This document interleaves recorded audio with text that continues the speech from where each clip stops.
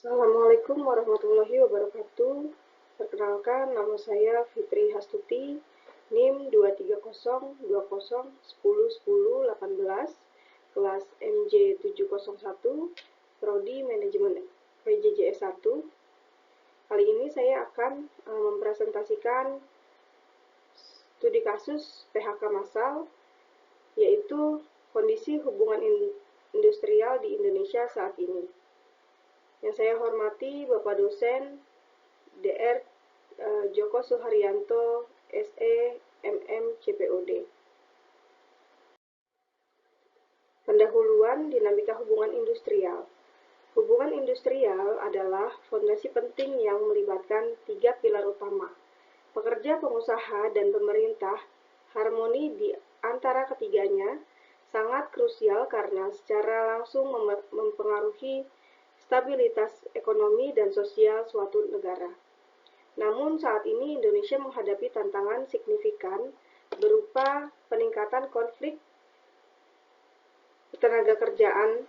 Salah satu isu paling menonjol dan mendesak adalah fenomena pemutusan hubungan kerja atau PHK massal yang terjadi di berbagai sektor industri.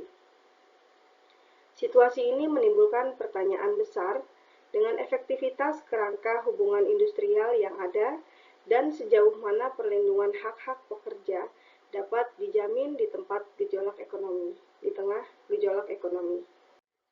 Sektor industri yang terdampak. Isu PHK massal tidak hanya terisolasi pada satu jenis industri, melainkan melanda beberapa sektor vital yang memiliki karakteristik dan tantangan unik.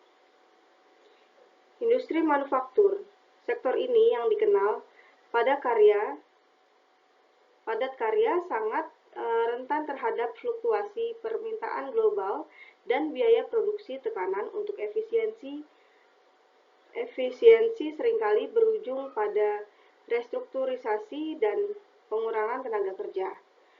Lalu startup dan teknologi digital. Meskipun dikenal dinamis, sektor ini juga menghadapi tantangannya tersendiri, tuntutan inovasi berkelanjutan, serta tekanan untuk mencapai seringkali menyebabkan PHK saat terjadi pivot atau penyesuaian. Kedua sektor ini sama-sama menghadapi tekanan ekonomi global, persaingan usaha yang tinggi, serta kebutuhan mendesak dan akan efisiensi dan restrukturisasi perusahaan berkontribusi pada meningkatnya angka PHK. Isu sentral, perselisihan hubungan kerja dan PHK massal.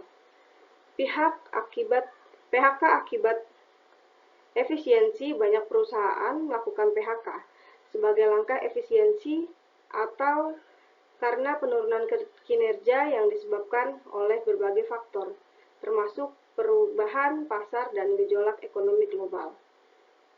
Ketidakpastian status kerja. Pekerja seringkali dihadapkan pada ketidakpastian mengenai masa depan pekerjaan mereka, terutama dalam konteks kontrak jangka pendek atau sistem alih daya. Perselisihan hak pesangon. Perhitungan dan pembayaran pesangon menjadi salah satu sumber konflik terbesar, seringkali tidak sesuai dengan harapan atau hak pekerja. Penolakan dan protes. Keputusan PHK massal seringkali disebut dengan penolakan keras dan aksi protes dari pekerja dan serikat buruh menuntut keadilan dan perlindungan hak-hak mereka.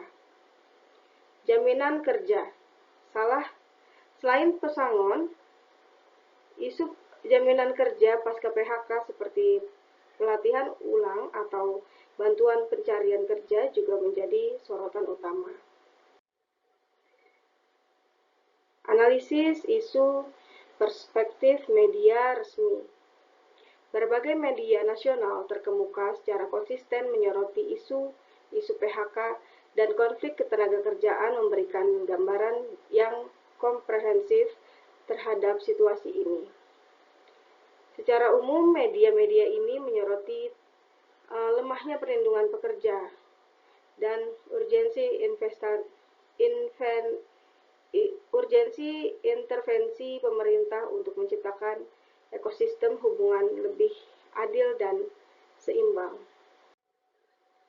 Analisis teori hubungan industrial, pendekatan tripartit. Dalam kerangka hubungan industrial, pendekatan tripartit menjadi landasan utama melibatkan 3 aktor kunci yang seharusnya saling melengkapi, yaitu ada pemerintah, pengusaha, pekerja, atau serikat buruh. Namun dalam praktiknya, seringkali terjadi permasalahan seperti ketidakseimbangan posisi tawar antar pengusaha dengan pekerja, serta lemahnya dialog sehingga konflik PHK menjadi sulit dihindari. Negosiasi kolektif dan kerangka hukum. Salah satu instrumen penting dalam menjaga harmonisasi hubungan industrial dan negosiasi kolektif, namun implementasinya masih menghadapi tantangan. Negosiasi kolektif belum optimal. Banyak kasus menunjukkan bahwa proses negosiasi kolektif belum berjalan efektif, sehingga keputusan strategis seperti PHK seringkali tidak melibatkan partisipasi penuh dari perwakilan pekerja. Keterlibatan pekerja seringkali merasa tidak dilibatkan dalam pengambilan keputusan PHK, yang menimbulkan perasaan tidak dihargai dan memicu konflik. Lalu dasar hukum yang relevan. Undang-Undang Ketenagakerjaan menjadi payung hukum utama yang mengatur hak dan kewajiban pekerja serta pengusaha. Undang-Undang Cipta Kerja membawa perubahan signifikan dalam regulasi ketenagakerjaan yang menimbulkan pro dan kontra terkait perlindungan pekerja dan kemudahan berusaha. Perdebatan seputar Undang-Undang Cipta Kerja khususnya menggarisbawahi adanya ketenagakerjaan antara upaya menarik investasi dan perlindungan hak-hak dasar pekerja yang berdampak langsung pada kasus-kasus PHK. Dampak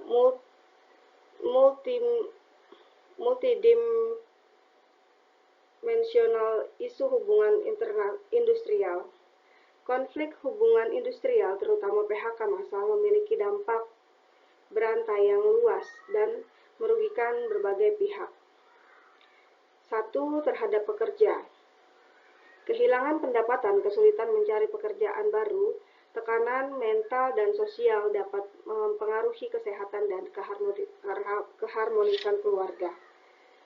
Terhadap perusahaan, nomor 2, citra perusahaan menurun di mata publik dan investor.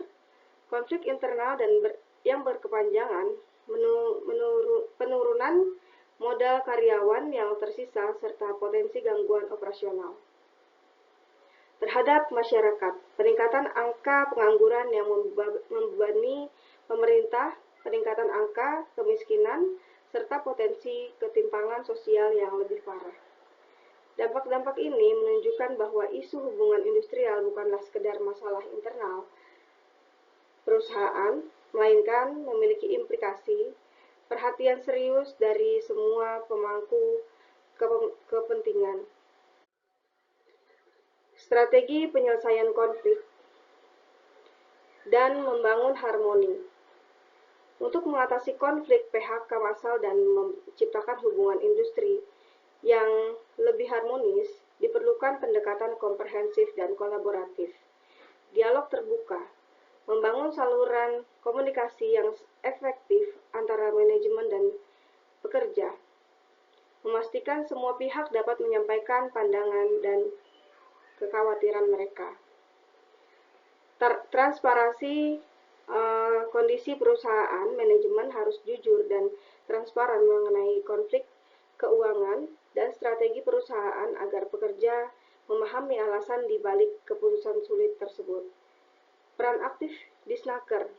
Dinas Ketenagakerjaan harus lebih proaktif dalam menjalankan perannya sebagai mediator yang netral, memfasilitasi dialog dan mencari solusi adil.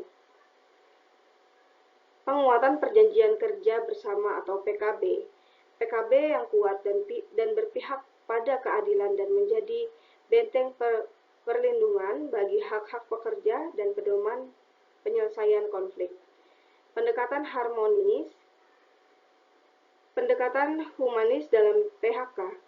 Jika PHK tidak terhindarkan, perusahaan harus mengedepankan pendekatan humanis, termasuk memberikan kompensasi yang layak, bantuan pencarian kerja, dan dukungan psikologis.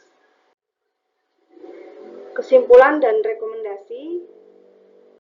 Kesimpulan yaitu fenomena PHK massal yang terjadi di Indonesia mencerminkan adanya kerapuhan dalam struktur hubungan industrial kita, ketidakseimbangan posisi tawar dan kurangnya dialog sosial yang efektif seringkali memperparah konflik. Kunci untuk mengatasi tantangan ini adalah mengedepankan dialog yang jujur dan keadilan bagi semua pihak, memastikan hak-hak pekerja terlindungi tanpa menghambat keberlanjutan bisnis. Rekomendasi strategis, yaitu penguatan peran serikat pekerja, memberikan ruang lebih besar bagi serikat pekerja untuk terlibat aktif dalam setiap pengambilan keputusan strategi perusahaan. Pemerintah lebih aktif mengawasi dinas ketenagakerjaan dan lembaga terkait harus lebih intensif dalam pengawasan, implementasi, regulasi, dan penyelesaian sengketa. Perusahaan mengutamakan kesejahteraan. Perusahaan perlu mengintegrasikan kesejahteraan pekerja sebagai bagian dari strategi bisnis jangka panjang, bukan hanya kewajiban minimal. Edukasi dan literasi ketenagakerjaan. Peningkatan pemahaman pekerja dan pengusaha tentang hak dan kewajiban masing-masing. Demikian presentasi dari saya. Atas perhatiannya saya ucapkan terima kasih.